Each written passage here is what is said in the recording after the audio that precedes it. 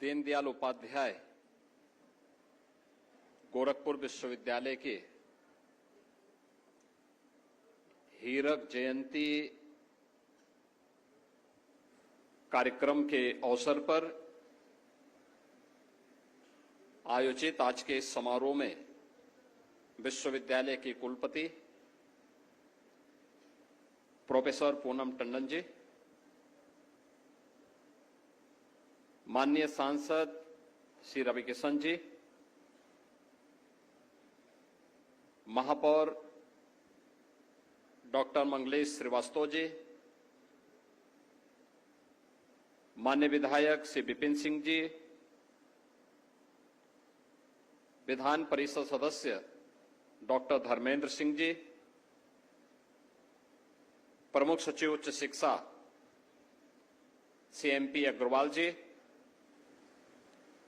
Post master general Gorakhpur Shri Gaurav Srivastava जी,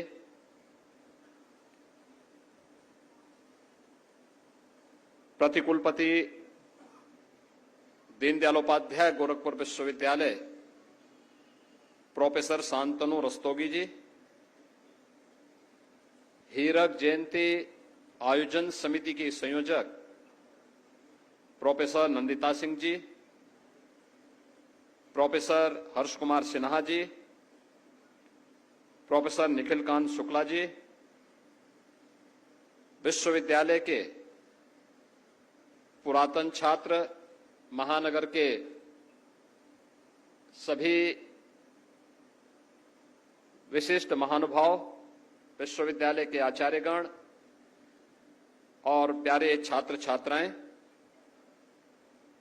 दीनदयाल उपाध्याय गोरखपुर विश्वविद्यालय को हीरक जयंती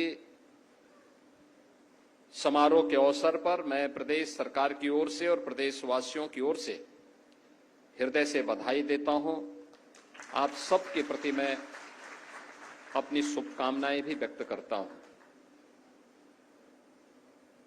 75 वर्ष की शानदार यात्रा को आज विराम देते हुए एक नई यात्रा को लेकर के आप आगे बढ़ रहे हैं। स्वाभाविक रूप से आपके सामने कृतज्ञता ज्ञापित करने का अवसर भी है,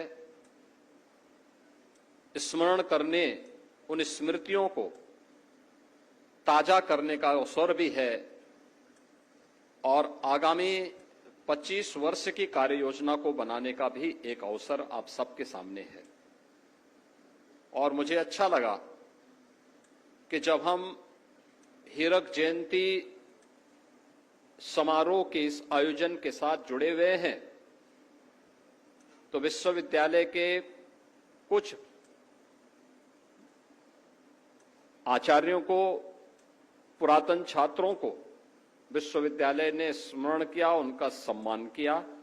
मैं भी उन सभी पुरातन आचार्यों को और छात्रों को यहां पर हृदय से उनका अभिनंदन करता हूं। गोरखपुर विश्वविद्यालय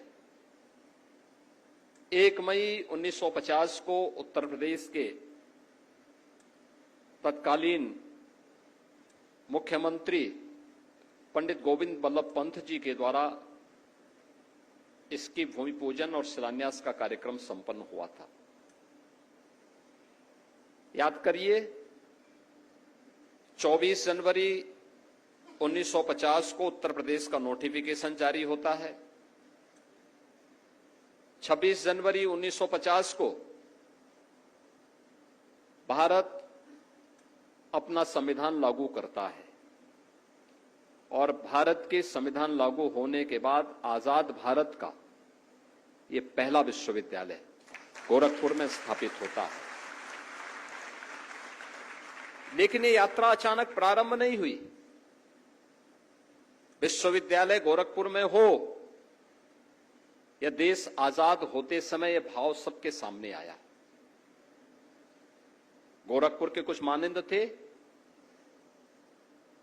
उस समय चाहते थे कि गोरखपुर में उच्च शिक्षा का केंद्र बने। संसाधन नहीं थे, कनेक्टिविटी भी नहीं थी। गोरखपुर को कहीं से भी जोड़ने के लिए कोई व्यवस्थित कनेक्टिविटी नहीं थी। और तब ये प्रस्ताव जब सबसे पहले सामने आया था, उस समय यहां के वरिष्ठ अधिवक्ता पंडित बब्बन मिश्र जी, जो गोरखपीठ के शिष्य थे, उन्होंने और डॉक्टर पीसी चाको, सेंट एंड्रूज कॉलेज के प्राचार्य, इन दोनों में भी मित्रता थी।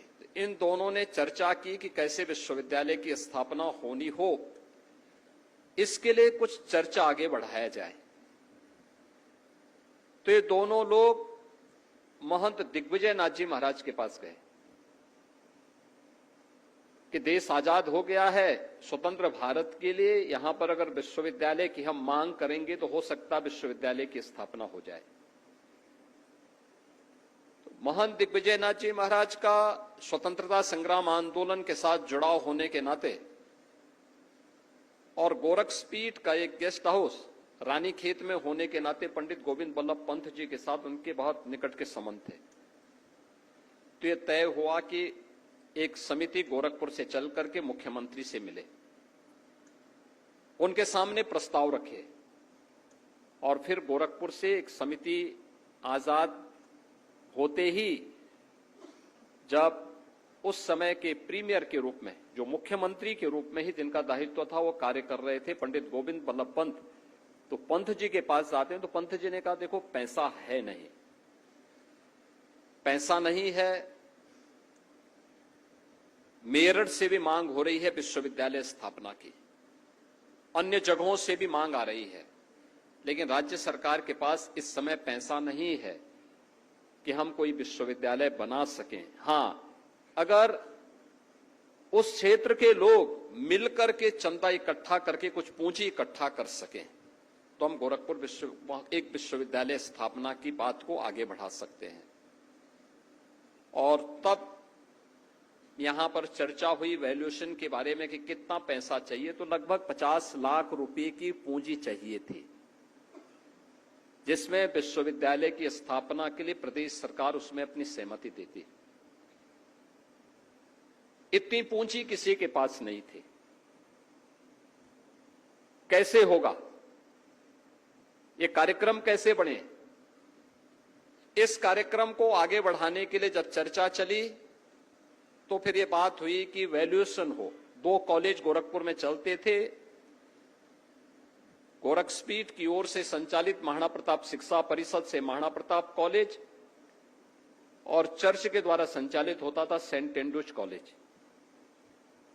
इन दोनों संस्थाओं को मिलाकर के प्रॉपर्टी इतनी हो सकती है, इसका वैल्यूएशन इतना हो सकता है और विश्वविद्यालय की स्थापना इससे किया जाए। ये प्रस्ताव शासन के पास गया, लेकिन इससे पहले कि यह प्रस्ताव कार्यरूप ले, अल्पसंख्यक संस्थाओं को मिले विशेष अधिकारों के तहत सेंट एंड्रूज कॉलेज ने मना कर दिया कि हम अपनी संस्था नहीं दे पाएंगे।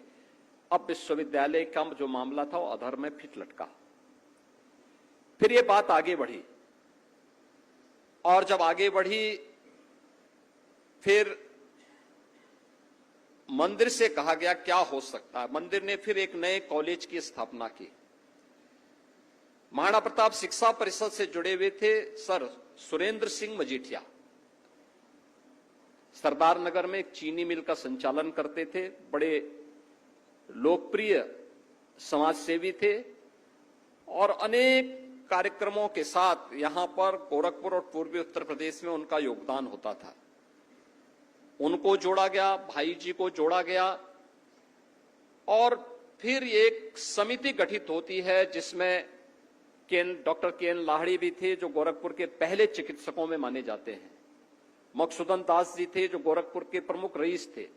अन्य ऐसे प्रमुख परिवारों को जोड़ने के बाद फिर ये प्रक्रिया आगे बढ़ रही थी, और संजोग से उसी समय यहां पे स्वर्गीय सूरतमणि त्रिपाठी जी गोरखपुर में जिलाधिकारी के रूप में आगे यहां पर वे आए, और फिर इसको एक गति देने का काम हुआ। प्रदेश सरकार के सामने प्रस्ताव दिया गया कि अब ये समिति इतनी प्रॉपर्टी या इतने का हार्ड कैश आपको उपलब्ध करवाएगी और तब यहां पे विश्वविद्यालय की स्थापना का कार्य प्रारंभ हो पाया और गोरखपुर विश्वविद्यालय की एक आधारशिला प्रारंभ हुई। मैं सबसे पहले विश्वविद्यालय की स्थापना के लिए योगदान देने वाले इन सभी महान विभूतियों को, जिन्होंने साधना करके, तपस्या करके उस संपत्ति को बनाया, लेकिन पूर्वांचल के हित को ध्यान में रख करके उन्होंने विश्वविद्यालय के लिए सब कुछ अपना समर्पित किया, उन सभी विभूतियों की स्मृतियों को नमन करते हुए उन्हें नम्र श्रद्धांजलि अर्पित करता हूं। विश्वविद्यालय की आधारशिला बने उस समय के पहले कुलपति प्रोफेसर बीएन झा। जहां जी बहुत एक विद्वान आदमी थे, संभवतः केमिस्ट्री के वे प्रोफेसर थे, और प्रोफेसर बीएन झा इसकी आधारशिला बने और महाराणा प्रताप महाविद्यालय के जितने भी उस समय के शिक्षक थे, क्योंकि जब महाराणा प्रताप शिक्षा परिषद महाराणा प्रताप कॉलेज और महिला कॉलेज को विश्वविद्यालय को देने के लिए उन्होंने पूरी प्रॉपर्टी को विश्वविद्यालय को सौंपने की बात हुई थी, यह भी शर्त था कि विश्वविद्यालय के जितने भी प्रोफेसर होंगे, उस महाविद्यालय के जितने भी आचार्यगण होंगे, वे सभी विश्वविद्यालय में जाएंगे और विश्वविद्यालय के साथ उनकी सेवाएं भी जोड़ी जाएंगी। और वे सभी लोग इस विश्वविद्यालय की आधारशिला बने थे। उन्होंने विश्वविद्यालय को आगे बढ़ाने में योगदान दिया था और विश्वविद्यालय की प्रारंभिक प्रस्तावना ही बहुत मजबूत नींव पर आधारित थी। उस मजबूत नींव पर बनी हुई इमारत ही आज 75 वर्ष की शानदार यात्रा के साथ हमें इन स्मृतियों के साथ जोड़ने का एक अवसर दे रहा है। और सचमुच इस 75 वर्ष की शानदार यात्रा के लिए मैं गोरखपुर विश्वविद्यालय को हृदय से बधाई देता हूं, अपनी शुभकामनाएं देता हूं। विश्वविद्यालय के पास एक अवसर है इन 75 वर्षों के कार्यों का मूल्यांकन करने का, क्योंकि विश्वविद्यालय ने अनेक विद्वान आचार्य दिए जिन्होंने अपने फील्ड में कुछ विशिष्ट करके दिखाया। नेशनल इंटरनेशनल स्तर पर जिनकी अपनी ख्याति थी, अलग अलग फील्ड के थे। कोई फिजिक्स का था, कोई मैथ्स का था, कोई केमिस्ट्री का था, कोई सोशल साइंस का था, कोई ज्योग्राफी का था, कोई लॉ का था। अलग अलग फील्ड में उन लोगों ने इस क्षेत्र को, गोरखपुर को और इस विश्वविद्यालय को एक नई पहचान दिलाई। और गोरखपुर विश्वविद्यालय ने एक लंबी छात्र श्रृंखला भी खड़ी की, पुरातन छात्रों को यहां से दिया, जिन पुरातन छात्र समाज जीवन में और अलग अलग क्षेत्र में जिन्होंने अपनी एक विशिष्ट पहचान बनाई है।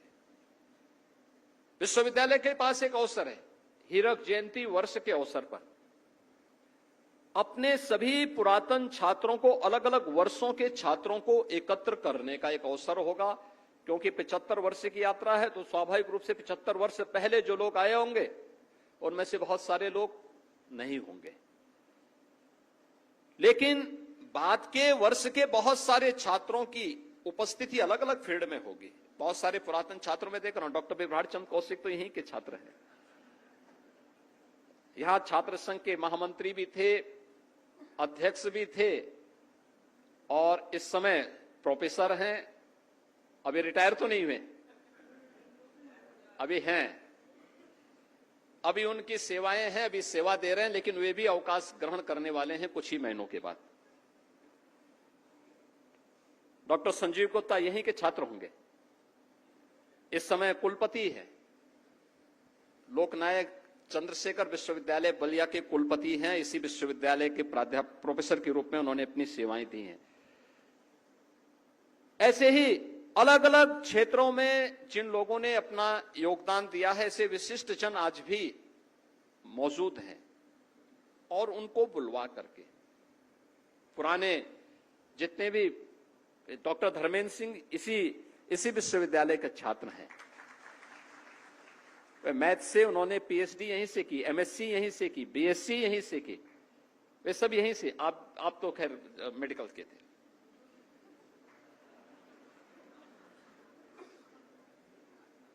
लेकिन ये सभी गोरखपुर विश्वविद्यालय के मुख्य कैंपस से जुड़े हुए छात्र रहे हैं और हैं भी। लेकिन एक अवसर है इन 75 वर्षों के कार्यों का मूल्यांकन करने का, उसको जोड़ने का और उसके साथ विश्वविद्यालय की आगामी 25 वर्ष की एक बेहतरीन कार्य योजना को आगे बढ़ाने का, जो विश्वविद्यालय की रैंकिंग को बेहतर कर सके, केवल राज्य में ही नहीं, देश में नहीं, बल्कि ग्लोबल रैंकिंग में गोरखपुर विश्वविद्यालय का अपना स्थान हो, इसको बनाने के लिए और प्रत्येक क्षेत्र में। देखिए, संभव नहीं होता है किसी व्यक्ति के लिए, किसी संस्था के लिए कि वह प्रत्येक क्षेत्र में आगे हो जाए, नहीं संभव है। कोई व्यक्ति ये बोले कि मैं हर एक फील्ड में परफेक्ट हो जाऊंगा, संभव नहीं है, किसी एक क्षेत्र में होगा। अभी रवि किशन कह रहे थे कि क्या मैं विश्वविद्यालय में प्रोफेसर हो सकता हूं। मैंने कहा भी आप प्रोफेसर नहीं हो सकते, लेकिन विजिटिंग प्रोफेसर के रूप में आपकी सेवाएं ली जा सकती, क्योंकि उनके पास डिग्री नहीं होगी। लेकिन वह कह रहे थे मैं पढ़ाना चाहता हूं। मैंने कहा आप पढ़ाना इसलिए चाहते हैं, पैसा देने से बचना चाहते हैं, इसलिए आप यहां जुड़ना चाहते हैं। मैंने कहा भी नहीं, आप यहां के ललित कला संकाय के साथ जुड़िए, वहां के छात्रों के साथ अगर आप जुड़ेंगे तो आपको भी अच्छा लगेगा, छात्रों को भी अपनी कला के प्रदर्शन करने में आगे एक अच्छा अवसर प्राप्त होगा। और हमें समाज जीवन से जुड़े हुए अलग अलग लोगों को भी उसके साथ जोड़ने का प्रयास करना चाहिए। लेकिन कोई एक क्षेत्र चुनिए जिसमें आपको कुछ विशिष्टता प्राप्त हो सके। याद रखना, गोरखपुर विश्वविद्यालय की स्थापना जब हुई थी, यहां की स्थिति को देख करके राज्य सरकार ने भी और उस समय के जो अलग अलग फील्ड के विशेषज्ञ थे, उनका यह मानना था कि गोरखपुर में विश्वविद्यालय को हमें ग्रामीण विश्वविद्यालय के रूप में मान्यता देनी चाहिए।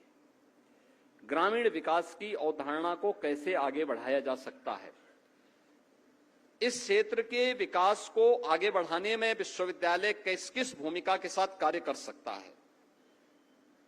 जो आपके पास है आप उसी का बेहतर उपयोग कर सकते हैं, जिसको कम मेहनत में, जिसको आप कह सकते हैं लो हैंगिंग फ्रूट्स, जिसको आप आसानी से प्राप्त कर सकते हैं, उसे प्राप्त करने की दिशा में कौन से ऐसे क्षेत्र होंगे। 1950 में भाव आया था कि गोरखपुर विश्वविद्यालय को एक ग्रामीण विश्वविद्यालय के रूप में मान्यता देकर के ग्रामीण विकास की अवधारणा को आगे बढ़ाया जाए, क्योंकि वह कालखंड ऐसा था जब भारत की जीडीपी में कृषि का योगदान उस समय ये लगभग 50% से अधिक था, कृषि पर आधारित था।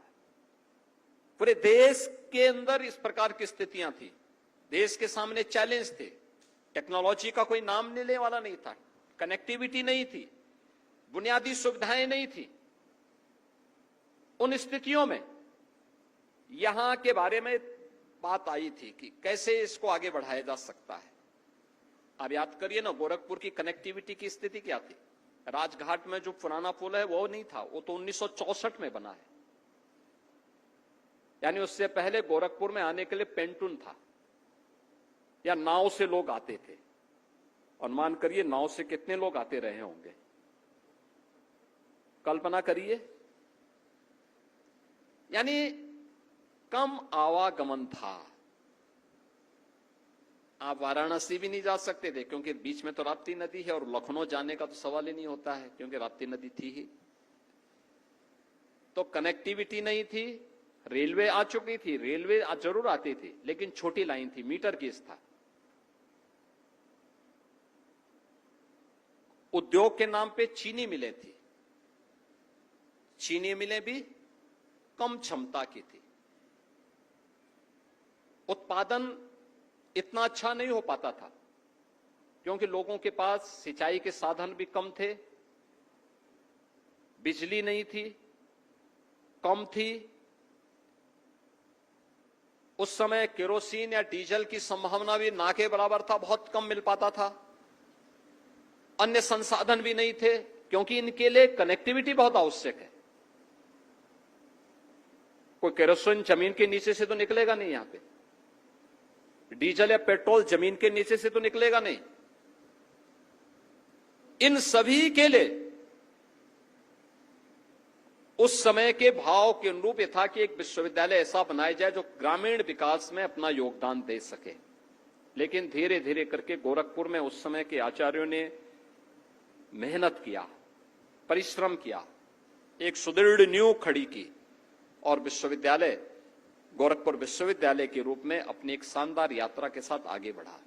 लेकिन किसी एक क्षेत्र को जिसमें आपकी विशेषज्ञता आगे बढ़ सकती हो, विश्वविद्यालय को एक पहचान दिला सकती हो, उस क्षेत्र को चिन्हित करना, उसमें ऐसा कार्य करना जो आपको एक नई पहचान दिला सके। कहीं भी देश के अंदर कोई ऐसा कार्य हो तो लोग याद करें कि हां, उसके लिए याद करें कि हां, उस विश्वविद्यालय के पास ये विशिष्टता। आज भी हम देखते हैं अलग अलग संस्थान अपनी एक विशिष्टता को लेकर के अपनी पहचान को बनाने के लिए संघर्ष करते हैं और विश्वविद्यालय को भी अगले 25 वर्ष की अपनी कार्य योजना को बनाते समय सर्वांगीण विकास की इस भाव को तो रखना है, लेकिन विशिष्टता हमारी किस फील्ड में हो सकती है, उस फील्ड की उस विशेषज्ञता के लिए अपने नए प्रयास को आगे बढ़ाना होगा। याद रखना, जीवन में ढेर सारे अवसर मिलेंगे आपको आगे बढ़ने के। हर दिन आपके लिए एक अवसर होता है, लेकिन उस अवसर को हम अपने अनुरूप, अपने संस्थान के अनुरूप कैसे मोड़ सकें, वह एक कार्य योजना तैयार करना और उसको समय रहते निर्णय ले लेना अत्यंत महत्वपूर्ण होता है। आप याद करिए 75 वर्ष पहले की स्थिति क्या थी। एक विश्वविद्यालय की स्थापना के लिए 45-50 करोड़ की लाख की मांग हो रही थी कि इतना पैसा होगा तब विश्वविद्यालय बन जाएगा। और अभी जब मैं ऑडिटोरियम और यहां के सेंट्रल लाइब्रेरी के भवन के बारे में चर्चा कर रहा था तो मुझे बताया गया कि इन दोनों का जो प्रोजेक्ट है लगभग 45 से 50 करोड़ का है। यानी केवल एक ब्लॉक, जिसको आप कह सकते हैं, एक ब्लॉक के लिए इतना पैसा लग रहा है। समस्या पैसे की नहीं आज के दिन पे, समस्या समय पे कार्य योजना प्रस्तुत करने का है, समयबद्ध तरीके से इसको आगे बढ़ाने का है। मैंने अभी कार्यदायी संस्था से पूछा, मैंने कहा ऑडिटोरियम यहां पे बन रहा है तो कितने दिन में आप बना के तैयार करेंगे? उन्होंने कहा कि अभी टेंडर की हमारी प्रक्रिया पूरी होने और इसको, मैंने कहा शॉर्ट टर्म टेंडर के बाद इसको आगे बढ़ाइए, कैसे आप कर सकते हैं? उन्होंने 24 महीने का बात कही। मैंने कहा 24 महीने बहुत लंबा होता है, आप इसको 18 महीने में बना करके तैयार करिए, 18 महीने में, और ऐसा ऑडिटोरियम बनाइए कि विश्वविद्यालय के लिए उपयोगी तो हो, उसमें कॉन्फ्रेंस रूम भी दीजिए, विश्वविद्यालय से संबंधित तमाम अन्य गतिविधियों को वहां पर क्रियान्वित किया जा सके, इसके लिए भी अच्छे ढंग से उसको तैयार करने की व्यवस्था करिए। और फिर बगल में एक सेंट्रल लाइब्रेरी बनाइए विश्वविद्यालय की, जो विश्वविद्यालय की पहचान बन सके। यह समय है जब विश्वविद्यालय उन पुरातन ग्रंथों को लेकर के एक नए कार्यक्रम को आगे बढ़ाए। बहुत सारे ग्रंथ ऐसे हैं जो आज लुप्त प्राय हो रहे हैं। मुझे याद है 1940 में गोरखनाथ मंदिर से एक प्रकाशन हुआ था, प्राच्य दर्शन पर आधारित था। उसकी एकमात्र प्रति बची थी। वह गोरखपीठ से जुड़े हुए एक बहुत प्रखर साधक थे, योगी शांतिनाथ जी। योगीराज बाबा गंभीर नाथ जी के वे शिष्य थे। कोलकाता विश्वविद्यालय में फिलॉसफी के प्रोफेसर थे। विश्वविद्यालय की सेवा को उन्होंने छोड़ करके योगीराज बाबा गंभीर नाथ जी के सानिध्य में आकर के, गोरक्षपीठ में आकर के उन्होंने साधना के क्षेत्र में अपना आगे के जीवन को आगे बढ़ाया। उन्होंने भारतीय दर्शन को लेकर के अपने एक शोधपरक ग्रंथ लिखा था, प्राच्य दर्शन समीक्षा के आधार पर सभी भारत के आस्तिक और नास्तिक दर्शन को लेकर के उन्होंने लिखा था। उसकी एकमात्र प्रति बची थी और प्रति 1995 में गायब हो गई। मेरे पूज्य गुरुदेव महंत वैद्यनाथ जी महाराज मुझे कई बार कहे कि भाई तुम्हें दर्शन के बारे में अगर कोई एक पुस्तक को देखना हो तो शांतिनाथ जी की उस पुस्तक को देखो। मैं उसको ढूंढता रहा, मुझे पुस्तक नहीं मिल पाई। मैं मंदिर की लाइब्रेरी में कई बार गया, पूरी पुस्तकों को मैंने देखा, कैटलॉग को मैंने कई बार स्वयं देखा और अंततः मुझे वह पुस्तक अयोध्या में मिली और अयोध्या में मैं अभी पिछले सप्ताह उस पुस्तक को वापस लेके आया हूं। आप सोचिए 1995 में वो गायब हुई थी, 30 वर्ष के बाद मुझे वो पुस्तक मिल पाई और वह तो मेरी स्मृति में था कि फलाने व्यक्ति यहां आए थे, वही पुस्तक वहां से लेके गए थे क्योंकि उनके नाम से वह जारी हुई थी। लेकिन उन्होंने कह दिया साहब गायब हो गई। तो एक दिन उनके ग्रैंडसन मुझे मिले। मैंने कहा यार देखो तुम्हारे यहां कुछ पुरानी पुस्तक होगी, उसमें देखो इस नाम से एक पुस्तक होगी, वो पुस्तक अगर है तो मुझे वो पुस्तक चाहिए भाई, थोड़ा देखो कहां है। वो ढूंढते वहां भी वह एक नीचे पड़ी हुई थी। लेकिन आश्चर्य करेंगे कि 1940 का प्रकाशन है और वह पुस्तक आज भी प्रिंटिंग उसकी बहुत शानदार प्रिंटिंग है, बहुत शानदार प्रिंटिंग है। प्रिंटिंग उसकी कोई प्रभात प्रेस था कराची में, वहां पे उसका प्रकाशन हुआ था और वह मुझे प्राप्त हुई। मुझे बहुत खुशी हुई कि चलो एक प्रति मात्र है, उस प्रति का मैं प्रकाशन कम से कम कर पाऊंगा और फिर बहुत सारे लोगों को कम से कम फिलॉसफी में, भारतीय दर्शन में जो छात्र आगे बढ़ना चाहते हैं उन लोगों के लिए यह एक बहुत उपयोगी कृति हो सकती है, बहुत उपयोगी कृति हो सकती है। ऐसे ही बहुत सारी प्रकाशन होंगे। देखिए टेलीविजन के बाद ये स्मार्टफोन ने लिखने पढ़ने की परंपरा को बाधित किया है, कमजोर किया है। मुझे अच्छा लग रहा था जब यहां पे अभी बहुत सारी पुस्तकों का हम विमोचन कर रहे थे। विश्वविद्यालय का हीरक जयंती वर्ष पर अभी यहां पे एक डाक कवर भी जारी हुआ है। यानी 75 वर्ष की यात्रा पर तो हम डाक टिकट जारी कर रहे हैं, एक डाक आवरण जारी कर रहे हैं। लेकिन जब विश्वविद्यालय की स्वर्ण जयंती वर्ष था तब यह नहीं हो पाया था। अगर विश्वविद्यालय ने 50 वर्ष की यात्रा में भी इसी प्रकार के आयोजन को करने का निर्णय लिया होता, एक स्मृति आपके पास होती, कुछ विशिष्ट शोध किए होते अलग अलग फील्ड में, जितने संकाय हैं उनमें कुछ विशिष्टता के साथ हमें अपनी उपलब्धियों को लेकर के अगर हम करते, कितने पब्लिकेशन हुए हैं, कितने रिसर्च पेपर हमने जमा किए हैं, हमने इनोवेशन